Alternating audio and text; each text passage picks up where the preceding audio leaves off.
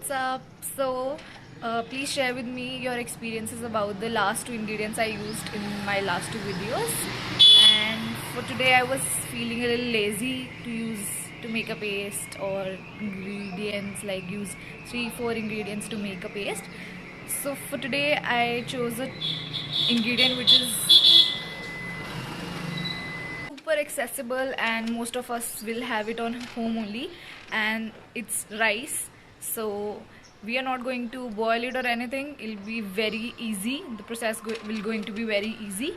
Before that, I just want to tell you the benefits. So the benefits are super amazing, and we going to work as a toner for your skin, and this will help to lighten the skin color and help in removing the uneven color of the skin, like I have a different shade of my forehead or maybe a chin or something like that. So it'll help in making a even tone for your whole face, and this will also help in tightening the pores and make your skin more brighter.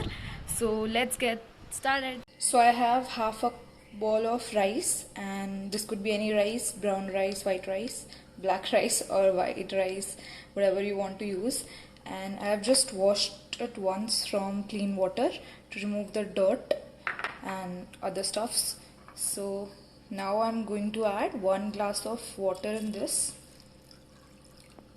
and leave it for 30 minutes to 1 hour. And if you want better results than this, you can keep it for overnight or maybe a day or two to get more fermented water. I'm going to keep it for 30 minutes to 1 hour and then apply it on my face. So to make it easy to apply, I have put it in a spray bottle, and then you can just spray it on your face like 4-5 times and then keep it for 20 minutes.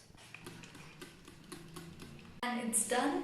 So as you can see, it worked really well on my face, and this is something you can use like on a regular basis and like keep it in a refrigerator in a bottle or something and use it every day when you wash your face after that as a toner, and it'll help in like improving the discoloring of the face. So yeah.